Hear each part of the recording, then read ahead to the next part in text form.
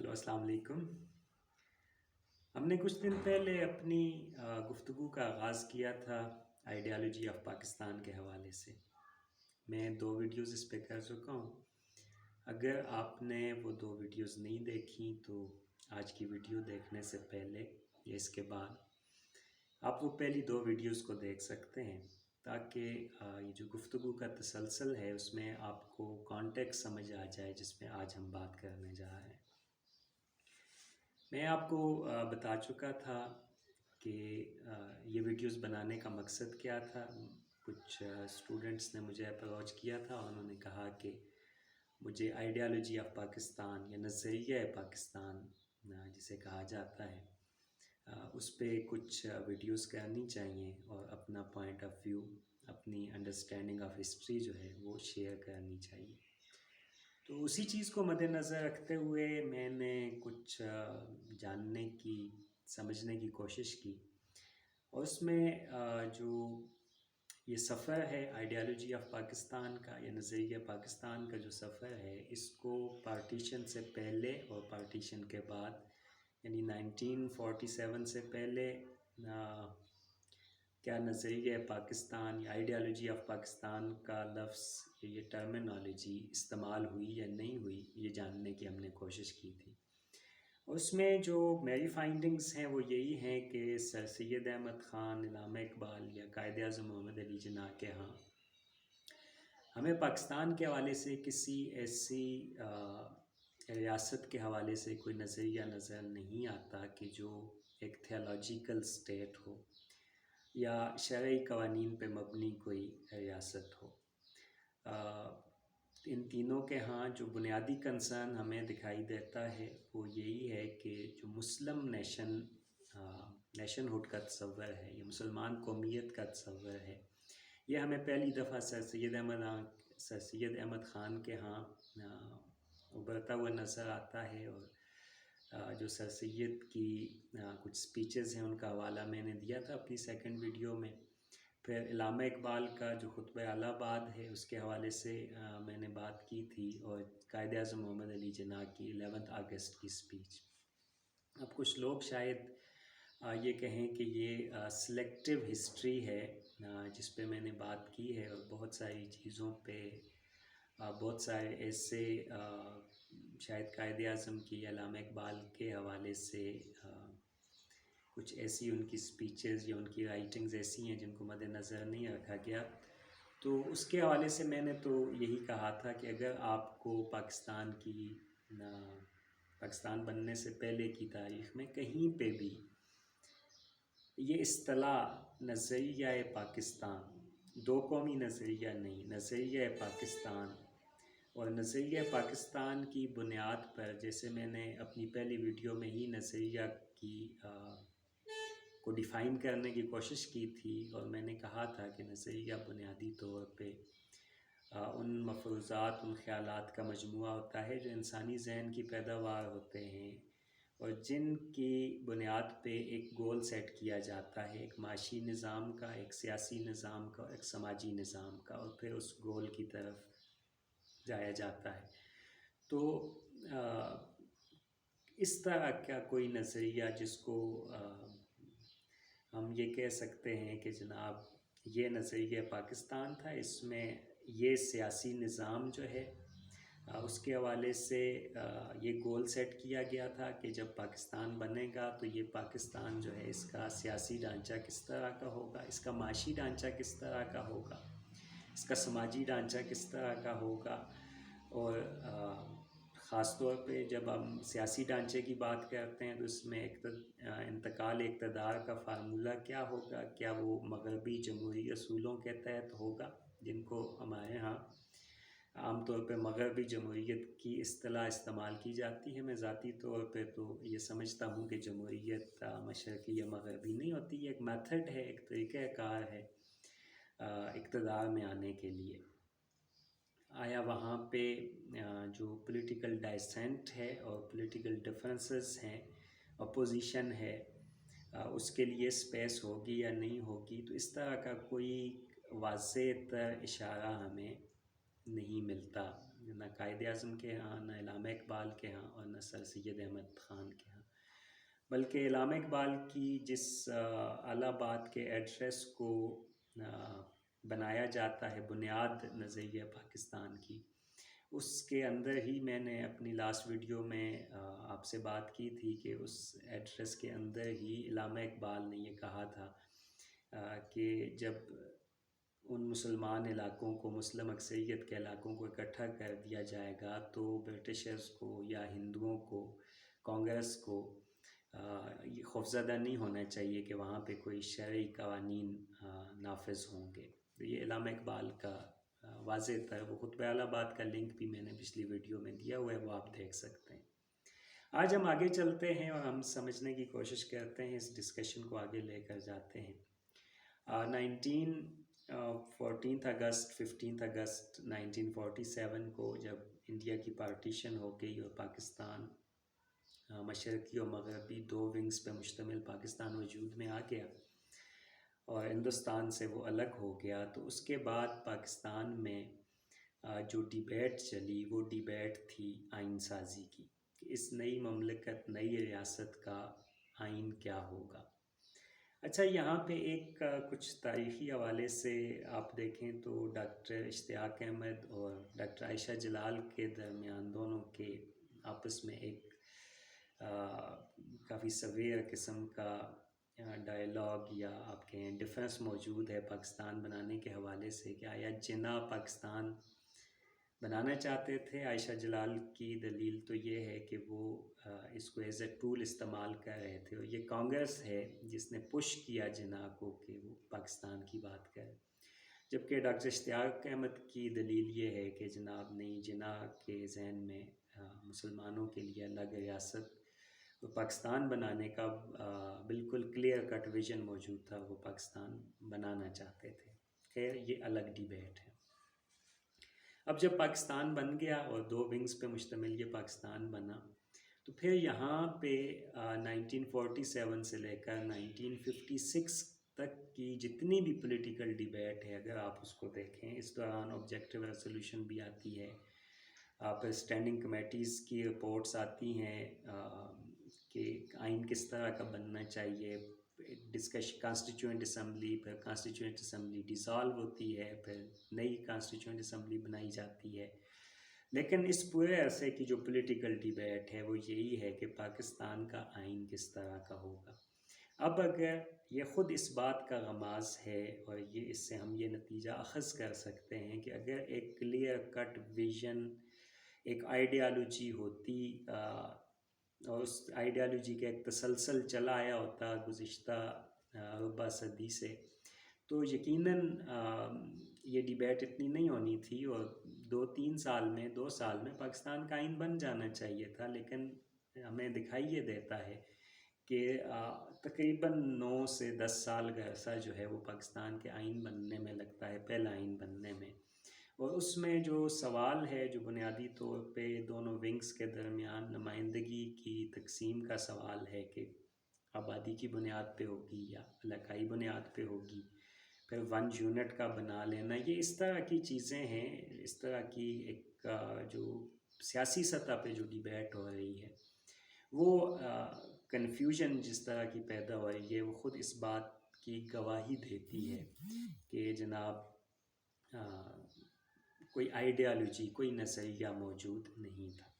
اور اس عرصے میں بھی ہمیں کوئی نظریہ پاکستان کا، کوئی تصور، نظریاتی حیثیت پاکستانی ریاست کی، اس کا کوئی تصور ہمیں نظر نہیں آتا، نہ یہ لفظ، نہ یہ اصطلاح استعمال ہوتی ہوئی دکھائی دیتی ہے۔ اب اس اصطلاح کے استعمال کے حوالے سے کچھ لوگوں کا یہ خیال ہے کہ جنرل ایوب خان نے پہلی دفعہ اس اصطلاح کو استعمال کیا جب 1958 کا مارشل لاء لگ گیا۔ 1960 میں اپنی ایک سپیچ میں ایوب خان نے یہ کہا تھا کہ کوئی بھی ملک جو ہے، کوئی بھی ریاست جو ہے، وہ بغیر ایک نظریے کے آگے نہیں چل سکتی۔ لیکن ایوب خان کا جو پاکستان کا نظریہ تھا وہ ایک reformist, liberal and modernist Pakistan کا نظریہ تھا۔ اسی لیے جب ایوب خان نے جو اسلامک ایڈوائزری کونسل بنائی تو اس میں ایسے علماء کرام کو جو ماڈرنسٹ آؤٹ لک رکھتے تھے ان کو اکٹھا کیا، اور ایوب کے دور میں جو خاص طور پہ سماجی اصطلاحات ہمیں اصلاحات جو سماجی اصلاحات یا سوشل ریفارمز نظر آتے ہیں، جیسے فیملی لاز وغیرہ ہیں، وہ ہمیں ایک ماڈرنسٹ آؤٹ لک دیتے ہوئے دکھائی دیتے ہیں۔ تو ایوب کے ہاں بنیادی طور پہ جس قسم کے نظریے کی بات ہے وہ ایک ماڈرن اسلامک سوسائٹی کی بات ہے۔ اچھا، ایوب خان جو ہے وہ ایون اپنی ایک سپیچ میں انہوں نے یہاں تک کہا کہ ہم یہ زیادتی ہوگی کہ 20ویں صدی کے لوگوں کو ہم کئی صدیوں پہلے کے نظام کی طرف لے کے جانا چاہیں، بلکہ ہمیں آج کے دور میں اور اس کے تقاضوں کو سامنے رکھتے ہوئے ایک نئی جمہوری کا لفظ تو انہوں نے استعمال نہیں کیا، ایک جو ماڈرن جدید ریاست جو ہے اس کو تشکیل دینا ہوگا۔ تو یہ اس کا لنک میں جو ہے وہ دے دوں گا کہ ایوب خان نے یہ بات کہاں پہ دی تھی، ڈسکرپشن میں آپ کو یہ چیزیں مل جائیں گی۔ بہرحال ایوب خان نے یہ لفظ استعمال کیا، اور کچھ لوگوں کے خیال میں خاص طور پہ ندیم افراچہ نے کچھ دن پہلے اس پہ ایک آرٹیکل لکھا، اس میں انہوں نے کہا کہ ان کا دعویٰ یہی تھا، ڈان میں یہ آرٹیکل پبلش ہوا، کہ ایوب خان نے پہلی دفعہ یہ استعمال کیا، لیکن ایوب خان کا جو نظریہ تھا وہ ایک جدید ریاست کا نظریہ تھا، اور سماج کی جدید جو جدت موجود ہے، جو ماڈرنسٹ ایجنڈا ہے ایک صنعتی معاشرے کا، اس کو مد نظر رکھتے ہوئے ایوب خان نے ایک نظریے کی بات کی۔ جب ہم یہ کہتے ہیں کہ پاکستان کا نظریہ ایک اسلامی ریاست ہے، تو یہ نظریہ پہلی دفعہ ہمیں جماعت اسلامی کے پروفیسر خورشید احمد کے ہاں ملتا ہے۔ اور پروفیسر خورشید احمد پہلی دفعہ یہ اصطلاح استعمال کرتے ہیں نظریہ پاکستان کی، اور نظریہ پاکستان سے مراد ایک اسلامی ریاست، ایک ایسی ریاست کا قیام کہ جہاں پہ قرآن اور سنت سے قوانین جو ہیں وہ اخذ کیے جائیں گے، ان کے مطابق قوانین بنائے جائیں گے، اور یہ اس ریاست کا مقصد یہ ہوگا کہ یہاں پہ اسلامی نظام کا بول بالا ہو، اس کو نافذ کیا جائے، اور اسلام کو ایک مکمل ضابطۂ حیات کے طور پہ کہ وہ آپ کی معاشی، سیاسی اور سماجی زندگی کے تمام جو اصول و ضوابط ہیں ان کو طے کرے گا۔ یہ ہمیں پہلی دفعہ پروفیسر خورشید احمد کے ہاں نظر آتا ہے۔ ان کی کتاب کا لنک بھی آپ کو ڈسکرپشن میں مل جائے گا۔ اچھا، پھر جماعت اسلامی جو ہے وہ اس نظریہ پاکستان کی، اور یہ پہلی دفعہ ہے 1962 میں، یعنی 1962 سے پہلے کی کسی ٹیکسٹ میں، کسی تاریخ کی کتاب میں آپ کو نظریہ پاکستان کا تصور نظر نہیں آئے گا۔ یہ آپ ڈھونڈ سکتے ہیں، اگر کہیں مل جائے تو ضرور آپ کمنٹ سیکشن میں لکھیے اور اس کا حوالہ دیجیے۔ تو پروفیسر خورشید احمد 1962 میں یہ نظریہ دیتے ہیں، پھر جماعت اسلامی سید ابو العلا مودودی جو ہے اس پہ بات کرتے ہیں، اور جماعت اسلامی ایک نظریہ پاکستان کی خالق جماعت کے طور پہ ابھرتی ہوئی ہمیں دکھائی دیتی ہے۔ اگر آپ دیکھتے ہیں اکثر جماعت اسلامی جب وال چاکنگ وغیرہ انہوں نے کی ہوتی ہے مختلف جگہوں پہ، تو وہ تو کلیئرلی اس کو کلیم کرتے ہیں کہ نظریہ پاکستان کی خالق جماعت اسلامی، تو ان کا کلیم درست بھی ہے، اور وہ انہوں نے یقیناً اس کا یہ جو نظریہ تھا یہ جماعت اسلامی نے ہی دیا تھا۔ اچھا، اب یہ جو نظریہ پاکستان جو جماعت اسلامی نے دیا تھا، یہ پاپولرلی اس کو ایکسیپٹ نہیں کیا گیا، یا ایوب خان بھی اس کو قبول کرنے کے لیے تیار نہیں تھا، اور پھر خود بہت ساری باقی جو مذہبی جماعتیں تھیں وہ بھی اس کو قبول کرنے کے لیے تیار نہیں تھیں۔ اچھا، یہ نظریہ جو ہے وہ آتا ہے 1962 میں، اور یہ بات آپ کے مد نظر ہونی چاہیے کہ جب پاکستان بن رہا تھا تو ابو العلا مودودی نے اس کی شدید مخالفت کی تھی، اور احرار بھی اس کے شدید مخالف تھے، اور مذہبی جمعیت علماء ہند بھی پاکستان بننے کی شدید مخالف تھی۔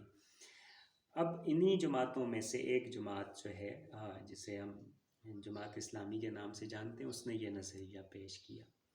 اچھا، پھر ایوب خان کا جب زوال ہونا شروع ہوتا ہے، یعنی اس وقت یہ نظریے پہ بات ہونا شروع ہوئی، نظریہ پاکستان کے حوالے سے اس کی تشکیل ہونا شروع ہوئی، اسلامی ریاست کیسی ہوتی ہے، اس کا ڈھانچہ کیسے ہوگا، یہ خیر ایک کبھی ہم اس پہ بات کریں گے کہ جو مولانا ابو العلا مودودی اور خورشید احمد کا نظریہ پاکستان کا تصور ہے، اس کی انٹلیکچول روٹس جو ہیں وہ کہاں سے جا کر ملتی ہیں۔ لیکن آج ہم اس سیشن میں ہم صرف بات کریں گے نظریہ پاکستان کو ریاست نے کب اپنایا۔ اس وقت 1962 میں ریاست نے اس کو نہیں اپنایا تھا۔ پھر 1968 میں جب ایوب خان کا زوال ہونا شروع ہوا اور ایوب خان نے استعفیٰ دے دیا، اس کے بعد جنرل یحییٰ خان آ گئے، تو اب یہ وہ دور تھا کہ جہاں پہ ایک طرف پاکستان پیپلز پارٹی سوشلسٹ ایجنڈا کے ساتھ اور فوڈ شیلٹر اینڈ کلوتھنگ کے نعروں کے ساتھ سامنے آتی ہوئی دکھائی دیتی ہے اور ایک لیفٹ لیننگ پارٹی کے طور پہ ایمرج ہوتی ہے۔ دوسری جو مقبول پارٹی ہے وہ عوامی لیگ ہے، جو صوبائی خود مختاری کے ایجنڈے پہ شیخ مجید اپنے 6 پوائنٹس جو ہیں ان کے ساتھ ہمیں ابھرتے ہوئے مشرقی پاکستان کی ایک مقبول ترین پارٹی کے طور پہ ایمرج ہوتے ہوئے نظر آتے ہیں۔ تو اس دور میں جو اس وقت کی اسٹیبلشمنٹ ہے اور خاص طور پہ جو ملٹری اسٹیبلشمنٹ ہے، وہ بھٹو کے سوشلسٹ آنسلاٹ اور شیخ مجیب کے پروونشل اٹانومی کی جو ڈیمانڈز ہیں ان کو ٹیکل کرنے کے لیے اور ان کا مقابلہ کرنے کے لیے جماعت اسلامی کے ساتھ اپنا الائنس بناتی ہے۔ اب جنرل یحییٰ خان کا ذاتی کردار جو بھی تھا وہ ایک الگ ڈیبیٹ ہے، لیکن اس دور میں جماعت اسلامی اور فوجی اسٹیبلشمنٹ جو ہے یہ ایک دوسرے کے بہت قریب آ گئے، اور جب ایسٹ پاکستان میں آپریشن ہو رہا تھا تو اس میں جماعت اسلامی کے بہت سارے جو کارکن تھے انہوں نے باقاعدہ فوج کے ساتھ مل کر وہاں پہ جنگ کی تھی، اور اس میں جو بنگالی انٹیلیجنشیا ہے اور جو انٹلیکچوئلس ہیں، جو جرنلسٹ ہیں، ان کے قتل عام کا الزام بھی ان پہ لگایا جاتا ہے۔ بنگالی جو مکتی باہنی یا ان کے جو فریڈم فائٹرز تھے وہ بھی اس جنگ میں شامل تھے، اور دونوں طرف جو ایک دوسرے کے خلاف ایک قتل و غارت رکھا گیا، تو اس میں فوج جو ہے اس کے ساتھ جماعت اسلامی نے 1971 کی جنگ کی تھی، اور البدر کے نام سے خاص طور پہ جو آرگنائزیشن تھی، جو ملیٹنٹ ونگ تھا جماعت اسلامی کا، یہ باقاعدہ فوج کے ساتھ جنگ کرتا رہا۔ تو یہ وہ دور تھا کہ جس میں جماعت اسلامی اور ملٹری اسٹیبلشمنٹ کے درمیان تعلقات جو ہیں وہ بہتر ہونا شروع ہوئے، اور اس کے بعد جب 1971 کا انسیڈنٹ ہو گیا اور ایسٹ پاکستان الگ ہو گیا، تو ایسٹ پاکستان کی سیسیشن کے بعد، علحدگی کے بعد، جب ایک اندرا گاندھی سے منسوب ایک جملہ ہے کہ انہوں نے کہا کہ میں نے 2 قومی نظریہ کو بحر ہند میں پھینک دیا، اب اندرا گاندھی بھی 2 قومی نظریہ کی بات کر رہی ہیں، وہ بھی کسی نظریہ پاکستان کی بات یا آئیڈیالوجی آف پاکستان، یعنی 2 نیشن تھیوری کی بات انہوں نے کی تھی۔ بہرحال اب جو نیا سیٹ اپ تھا، اس نئے سیٹ اپ کے اندر بھٹو نے اسی نظریے کو، پھر جو جماعت اسلامی کا نظریہ تھا اس کو اڈاپٹ کیا، اور ریاستی سطح پہ نظریہ پاکستان کی بات ہونا شروع ہوئی، اور پھر جو 1973 کا کانسٹیٹیوشن ہے، یہ پہلے دونوں کانسٹیٹیوشن سے 56 اور 62 کے کانسٹیٹیوشن سے زیادہ اسلامائز کانسٹیٹیوشن تھا، بلکہ یہ وہاں تک جو 1950s میں جماعت اسلامی نے ایک ڈیمانڈ اٹھائی تھی کہ احمدیز کو نان مسلم ڈکلیئر کیا جائے، تو اس کانسٹیٹیوشن میں وہ ڈکلیریشن بھی ہو گیا۔ تو لیکن بھٹو کے ہاں یہ کہ بھٹو جو ہے وہ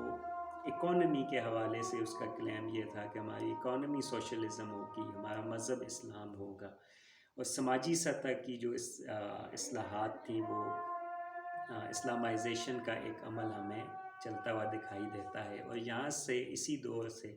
ریاستی سرپرستی نظریہ پاکستان کی ہونا شروع ہوتی ہے، اور پھر یہ ضیاء الحق کے دور میں مزید وہ جو تسلسل ہے بھٹو کے دور میں شروع ہونے والا، وہ ضیاء الحق کے دور میں اپنے عروج پہ پہنچتا ہے، اور ضیاء الحق جو ہے وہ بہت سارے قوانین ایسے متعارف کراتا ہے اسی کو مد نظر رکھتے ہوئے جو جماعت اسلامی کا نظریہ پاکستان تھا اس کو مد نظر رکھتے ہوئے، اور پاکستان جو ہے اس کو ایک تھیولوجیکل اسٹیٹ، ایک مذہبی ریاست بنانے کی طرف وہ قدم اٹھاتا ہے۔ تو ضیاء یعنی یہ جو 2 ادوار اور 2 دہائیاں تھی، 1970 سے لے کر 1990 تک کا جو پیریڈ ہے، اس میں درسی کتب میں، تاریخ میں، ہر جگہ پہ اس نظریہ پاکستان کے حوالے سے چیزوں کو ایسے انداز میں شامل کر دیا گیا کہ اب مزید جو ہے ریاستی سطح پہ ہمیں کوئی دوسری رائے دکھائی دیتی نہیں ہے۔ اور 90s کا جو اشرہ ہے اس میں بھی پھر یہ اسی طرح سے چلتا رہا، اور نظریہ پاکستان ایک اسلامی ریاست، اور جو 90s میں خاص طور پہ کچھ ایسے کیسز کہ سودی نظام کا خاتمہ کر دیا جائے گا، اور اسلامی معاشی نظام، اسلامی سماجی نظام، اسلامی سیاسی نظام، میاں نواز شریف جو ہیں وہ باقاعدہ ایک بل بھی لے کر آگے، شریعت بل 1990 کی جو سیکنڈ ٹرم تھی ان کی، اس کے اندر یعنی پوری جو ڈائریکشن ہے ریاست کی وہ ہمیں اس نظریاتی شکل کی طرف جاتی ہوئی دکھائی دیتی ہے، اور نظریہ پاکستان کا جو کی اصطلاح ہے وہ شدت کے ساتھ، شد و مد کے ساتھ استعمال ہوتی ہوئی دکھائی دیتی ہے، اور جو سیکولر لبرل سیگمنٹ ہے سوسائٹی کا، انٹلیکچوئلز کا، وہ ہمیں کارنر ہوتے ہوئے دکھائی دیتے ہیں۔ پھر مشرف جو ہے اس کے دور میں آ کر ہمیں ایک ذرا سا انلائٹن ماڈریشن اور افغان وار، گلوبل سطح پہ جو چیزیں تبدیل ہوتی ہوئی دکھائی دیتی ہیں، تو وہاں پہ کچھ دوبارہ سے ریسرجنس ہوتی ہوئی دکھائی دیتی ہے، جہاں پہ اس نظریاتی جو ڈیبیٹ ہے اس میں ایک نئی صورت پیدا ہوتی ہوئی دکھائی دیتی ہے، اور لوگ جو ہے اس کو سوال کرنا، اس کو کوسچن کرنا شروع کرتے ہیں۔ بہرحال جی یہ سفر ہے 1947 کے بعد سے لے کر آج تک کا، اور جو نظریہ پاکستان ہے اس کی اصطلاح پہلی دفعہ 47 سے پہلے استعمال نہیں ہوئی، 1962 تک استعمال نہیں ہوئی، 1962 میں پروفیسر خورشید احمد نے استعمال کی، ابوالعلا مودودی نے اس کی جو نوک پرداخت ہے وہ بنائی، اور اسلامی ریاست کا جو تصور ہے کہ پاکستان کس طرح کی آج کے دور میں اسلامی ریاست ہوگا اس کی بات کی، اور ریاستی سطح پہ 1970s میں اس نظریے کو قبولیت حاصل ہو گئی، اور پھر جو پاکستانی اسٹیبلشمنٹ ہے اور پاکستانی افواج ہیں انہوں نے 2 چیزوں کا ذمہ اٹھایا کہ جو افواج پاکستان ہیں یہ پاکستان کی جغرافیائی اور نظریاتی سرحدوں کی محافظ ہیں۔ یہ دونوں ٹرمز آپ کو ملیں گی، یا ہر آرمی چیف کی سپیچ میں آپ کو یہ چیز ملے گی، تو یہاں سے جو نظریہ ہے اس کی حفاظت کا ذمہ بھی فوج نے اٹھا لیا۔ اس کا مطلب ہے کہ اقتدار کے حلقوں میں اس نظریے کو قبولیت حاصل ہوگی، اور اس کے بعد سے یہ نظریہ پاکستان کی ڈیبیٹ جو ہے وہ آگے چلنا شروع ہوئی، اور 73 کے کانسٹیٹیوشن میں تو پھر باقاعدہ سے اس بات پہ ایک قدغن بھی لگا دی گئی کہ نظریہ پاکستان کے خلاف اگر آپ بات کریں گے تو وہ غداری کے زمرے میں آئے گا، اور کوئی بھی سیاسی جماعت جو ہے وہ پاکستان کی نظریاتی اساس جو کہ نظریہ پاکستان کہا گیا اس کے خلاف اگر بولے گی یا بات کرے گی تو وہ یہاں پہ سیاست نہیں کر سکتی۔ تو اس طرح سے یہ سفر تھا نظریہ پاکستان کا 70 سال کی تاریخ میں، یہ آپ کے سامنے ہے۔ آج کے لیے اتنا ہی، تھینک یو ویری مچ، اور اگر آپ نے اس چینل کو سبسکرائب نہیں کیا تو اس کو سبسکرائب کر لیجئے گا، تاکہ اس طرح کی جو ڈیبیٹس ہیں ان میں آپ شامل رہیں۔ دوسرا یہ کہ آج میں اس مائک کو استعمال کر رہا ہوں کیونکہ مجھے کچھ دوستوں کا خیال یہ تھا کہ انہیں مشکل پیش آ رہی تھی آڈیو کی کوالٹی کے حوالے سے، تو امید ہے کہ آج اس آڈیو کی کوالٹی بہتر ہوگی۔ اگر یہ ٹھیک ہے تو مجھے بتائیے گا، نہیں تو میں اس کا کوئی اور سلوشن نکالتا ہوں۔ Okay ji, thank you very much.